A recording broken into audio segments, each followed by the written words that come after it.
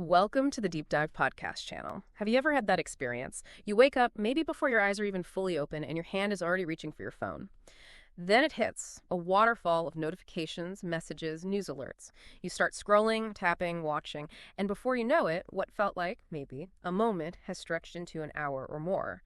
You eventually pull yourself away, feeling utterly exhausted, yet strangely, almost frantically wired. If that resonates with you, you are absolutely not alone.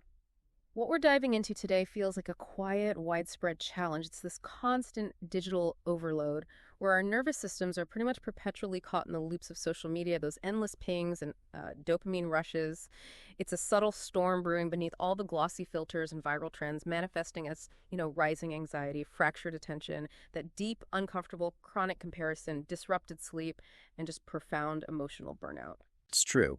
The way these platforms are engineered has profoundly woven itself into our psychological and, neurological fabric. Our goal with this deep dive isn't just to illuminate that pervasive grip social media has on our minds and bodies. Crucially, we want to offer you a truly compassionate roadmap, a way to reclaim your presence, find your peace, and kind of step back into your own innate power. Yeah, exactly. Our mission today is to distill the most important insights that help you understand the profound impact of constant digital engagement on your mental health. And of course, we'll equip you with actionable strategies to navigate it all more healthily. Think of this as your shortcut to being genuinely well-informed without feeling completely overwhelmed by the sheer volume of information out there. And hey, if you're finding value in these deep dives, please consider subscribing. It really helps us bring more of these insights directly to you. And we'd absolutely love to hear from you in the comments. What topics would you like us to explore next? All right, let's really dig into this. We're living in a world of constant connection. But what's genuinely happening inside our brains when we're online so much? It's not just random, is it? These platforms are designed with incredible intention. They absolutely are. Imagine social media platforms as highly effective slot machines for your brain. Every single every comment, every notification you receive, it triggers a release of dopamine, our brain's primary reward chemical. Right, that little hit of feel good. Exactly. This isn't just a metaphor. This dopamine hit closely mirrors the brain's response to activities like gambling or, consuming highly processed sugar. This rush can lead to what we call dopamine overload, a flood of feel-good chemicals, which is then often followed by an emotional crash. The crash. Yeah. And what's the natural response to a crash? A craving for the next fix, leading to habitual checking and compulsive scrolling. Over time, your brain actually downregulates its dopamine receptors, meaning you need more and more stimulation to get the same effect. So you build up a tolerance, essentially. Precisely. This translates into shorter attention spans, difficulty finding joy in non-digital activities, and often a persistent restlessness or anxiety when you're not online. This constant craving can actually prime your nervous system for a state of chronic stress, feeling uncannily similar to how our bodies respond to consistent threats. That makes so much sense, that constant drive for the next little hit. And it really seems to impact our ability to focus, doesn't it? It feels like our attention spans are just constantly fractured these days. What does the research tell us about that? It's a very real phenomenon. Mm-hmm. Constantly toggling between apps, messages, and videos fragments our working memory. This severely reduces our ability to focus, learn, or even retain information effectively. So you're just jumping around all the time. Right, and this digital fragmentation taxes a critical part of our brain, the prefrontal cortex, which is responsible for decision-making and our ability to maintain focus. The consequence is cognitive fatigue, a state of mental exhaustion that leads to poor concentration, increased procrastination, and just a pervasive sense of overwhelm. Your brain is simply worn out from constantly switching gears. So, on top of our brains being wired for these dopamine hits, we're also bombarded by visuals. I'm talking about the comparison culture we see everywhere, the perfectly curated lives, the glossy highlight reels. Have you ever found yourself scrolling, looking at someone else's seemingly perfect life, and just feeling that deep, uncomfortable sense of not enough? Oh, that feeling of not enough is incredibly common, and it speaks to the profound psychological impact of what we see online. Social media thrives on this curation. Those highlight reels, they replace honest reflection, presenting a filtered fantasy rather than, raw reality. It's not real life. Not usually, no. Yeah. Studies consistently show that higher social media use is directly correlated with increased feelings of envy, inadequacy, and low self-esteem. This constant comparison often leads to imposter syndrome, body image dissatisfaction, the pervasive fear of missing out or FOMO, and a deep internalized sense of shame or inferiority. And for individuals who may already carry feelings of not enoughness or unworthiness from past experiences, well, these platforms can actually re-trigger emotional dysregulation. Dysregulation, like feeling totally overwhelmed by emotions. Exactly, that feeling where your emotions become overwhelming or out of control, reinforcing a sense of disconnection from yourself. And it's not just psychological, is it? There's a tangible physical impact, too. What about that seemingly innocent red bubble notification? It might just be a number, but it feels like it has a very real effect on our bodies. I know I tense up sometimes when I see it. You're exactly right. Each notification, that little red bubble, cues an almost immediate physiological response. Your heart rate can spike, your pupils might dilate, and your body can flood with cortisol, our primary stress hormone. Fight or flight, basically. Essentially, yes. These frequent interruptions condition your brain to stay in a hyper-aroused, reactive fight-or-flight state. This chronic digital stress manifests with symptoms like anxiety and panic, increased irritability, unpredictable mood swings, significant sleep disturbances, and emotional hypersensitivity. These constant microstressors are not just annoying, they actually mimic the way our brain and body can learn to stay on high alert after a traumatic experience, creating a kind of neurobiological imprint that keeps you stuck in survival mode, always on alert. Speaking of sleep, that's something so many of us struggle with. Do you ever find yourself just endlessly scrolling right before bed, and then inevitably you pay for it with a restless night or by waking up feeling completely unrefreshed? Oh, absolutely. The direct link between screen exposure and our sleep cycles, especially before bed, is incredibly powerful. The blue light emitted from phones directly disrupts your brain's production of melatonin, the hormone that regulates sleep. Right, the sleep hormone. Exactly. It also significantly reduces REM cycles, which are absolutely crucial for emotional processing and memory consolidation. This is strongly associated with insomnia, poor sleep quality, next-day fatigue, brain fog, and even increased depression and emotional volatility. If we truly see sleep as emotional first aid, it raises an important question. How are we tending to our emotional well-being when we're constantly disrupting this vital process? That's such a powerful way to put it. Emotional first aid. Wow. And if we broaden this discussion to our overall emotional health, how does being always on truly impact our inner world? It really feels like there's just no room to breathe, doesn't it? It's precisely that lack of space that's the problem. Digital overwhelm often leads directly to emotional burnout. You're constantly on, always reachable, always absorbing input. This leaves very little room for introspection, for presence, or for just stillness. Yeah, just being quiet with yourself. Right. Psychologists are increasingly warning that this constant digital stimulation can contribute to conditions like generalized anxiety disorder, social anxiety, depressive episodes, and cognitive distortions. Those unhelpful patterns of thinking, like the persistent thought that everyone else is better than me. From a trauma-informed perspective, these patterns mirror the emotional chaos many survivors already know, where constant input feels like an environment of porous boundaries or invalidated emotions, leaving you utterly drained. And it's not just the constant onness. There are very specific digital trauma triggers out there too, aren't there? Things that can really hit hard. Absolutely.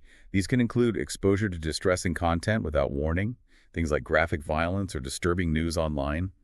It also extends to cyberbullying or online shaming, the painful experience of ghosting or digital abandonment in relationships, and even exposure to toxic positivity, which can be very invalidating to real mental health struggles. Right, the just be happy stuff when you're really struggling. Exactly. These experiences, unfortunately, can indeed re-trigger past traumas, especially for those who have experienced emotional neglect, abuse, or chronic invalidation in their lives, making the digital world feel like a constant minefield sometimes. So, after all that, it's clear we need a roadmap. This isn't about total disconnection, is it? It feels like it's much more about an intentional reconnection to our own needs. What does that trauma-informed digital hygiene look like in practice? Right. Healing from digital overload isn't about deleting everything and going off grid. That's often not realistic or even desirable for most people. It's about intentional reconnection with yourself. The first step in this roadmap is to name the impact without shame. This means acknowledging how your current digital habits truly affect your nervous system, your sleep, your mood, your attention. Okay, so just noticing. Exactly. This isn't about blaming yourself. It's about building self-awareness. Ask yourself, do I feel better or worse after scrolling? What am I using social media to escape? How does my body feel after screen time? Naming the impact validates your experience and opens up space for choice. That makes perfect sense. Starting with awareness, not judgment, is key. So once you're aware, what's next?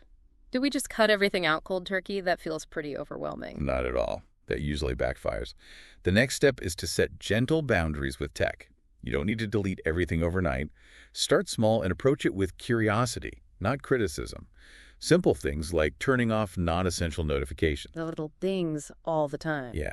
Or using grayscale mode to make apps less visually addictive. Or setting screen-free zones in your home, like the bedroom or dinner table. You could even try a phone Sabbath one day a week, or use timers in apps like Forest or Freedom to limit usage. Remember, these boundaries protect your energy and attention, which are truly your most precious resources. Those sound like really practical first steps, making it feel manageable. And it's not just about what we stop doing digitally, is it? It's also about what we start doing offline. Precisely. Third, practice nervous system regulation offline. We need to counterbalance all that digital stress with grounding rituals. This could be simple breathing exercises like the 4-7-8 breath or box breathing. It could mean taking nature walks without your devices. Actually leaving the phone behind. Yes, engaging in mindful journaling to process emotions, or even somatic practices like stretching, shaking, or tapping. These practices are incredibly important because they signal safety to your body, allowing your nervous system to return to a more regulated, calm state. I love that idea of signaling safety to your body. And what about the content we do consume? It feels like we have a lot of agency there, but it can be hard to know where to start cleaning up. You certainly do have agency. Fourth, curate a safe digital environment. This means auditing who you follow. Ask yourself, does this account truly uplift me, or does it consistently make me feel small? That's a great question. Is this content honest, or does it feel performative? Is it trauma-informed and emotionally safe? Don't hesitate to unfollow or mute accounts that fuel comparison, shame, or unnecessary pressure. Instead, actively seek out and follow creators who prioritize authenticity, diversity, and genuine healing. That's a vital tip. It's about making your feed a place that supports you, not drains you, which can feel like a whole new world. Finally, what about our relationships? Because ultimately, we're social creatures, and tech often feels like connection, even when it's maybe not the deepest kind. You've hit on such an important point. The final piece is to reconnect with in-person regulation. Humans are wired for what we call co-regulation, the calming influence of being seen, heard, and held, metaphorically speaking, by another nervous system. Being truly present with someone else. Exactly. So try calling a friend instead of just texting. Share meals without screens present, and intentionally make time for eye contact, for physical touch, and for genuine presence with others. These simple practices rebuild the relational circuits in your brain, restoring emotional balance in ways no app ever can. What's really hitting home for me is that this isn't just about a digital detox, which sounds like a temporary break. This is truly about a digital redesign. Yes, exactly. Digital redesign means having agency over your attention, cultivating attunement to your body, and ensuring your digital life is in alignment with your deepest values. Social media isn't inherently evil, it's a tool. But when tools become cages, we must remember, you are not a machine. You are a human being with rhythms, limits, and needs that deserve to be honored. Okay, perfect. So, to wrap up our deep dive, let's address a few common questions we often hear about digital overload. Ready? Let's do it. First up, how do I know if I'm actually experiencing digital overload? What are the signs? Well, the signs are often quite clear if you know what to look for. If you frequently feel anxious, distracted, maybe emotionally numb, or just plain overwhelmed by constant screen time, you're likely experiencing it. Difficulty sleeping or focusing are also very common indicators. That feeling of being wired but tired we talked about earlier. Right. What about this trauma-informed approach to digital health we've been discussing? Can you just recap what that really means in practice? Sure. It means acknowledging how your digital habits impact your nervous system, your emotions, and any past trauma responses you might have. Then it's about making compassionate, body-aware changes rather than simply forcing disconnection. It's gentle, not punitive. It's about working with your system. Okay, that makes sense. Can social media actually cause depression or anxiety? It's rarely the sole cause, that's important to say. But excessive use, especially passive scrolling or being exposed to really distressing content without warning, can contribute significantly to symptoms of depression, anxiety, and feelings of low self-worth. It can definitely amplify things. How can I set boundaries without feeling guilty or like I'm disconnected from everyone? That's a big one for people. It is a big one. Start small, that's key. Inform your loved ones about your intentions so they understand why you might be less available sometimes. And importantly, Replace your digital time with soothing offline activities. Remember, setting boundaries like these isn't about isolating yourself. It's really about protecting your mental and emotional health so you can show up better when you are connecting. Are there any good apps for digital wellness that can actually help us? Yes, there are several helpful tools out there. You could try Freedom, which is a distraction blocker for websites and apps, or Forest, which uses a gamified timer to help you stay focused. Insight Timer is great for meditation and mindfulness breaks. Also, don't forget the built-in screen time reports on your devices. Those can offer valuable insights into your usage patterns just to build that awareness. Right, sometimes just seeing the numbers is eye-opening. And finally, do I have to quit social media entirely to feel better? Not at all. Honestly, for most people, that's not necessary or sustainable. Healing isn't an all-or-nothing proposition. The goal is to learn to use it intentionally, to curate an uplifting content feed, like we discussed, and to simply take breaks when needed. It's about designing a relationship with technology that truly serves you. That's a great summary. So if you feel burned out, anxious, numb, or fragmented by your digital life, know this. Your reaction is valid. You're responding to a system that was never truly built for emotional safety. Your overwhelm makes complete sense. But here's the empowering message. Healing is absolutely possible. You really can take back your time, reclaim your peace, and rediscover your presence.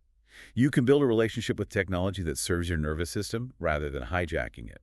You can rediscover joy, find true rest, and experience intimacy far beyond the screen. So consider this. How much more real your life feels when you're truly present for it.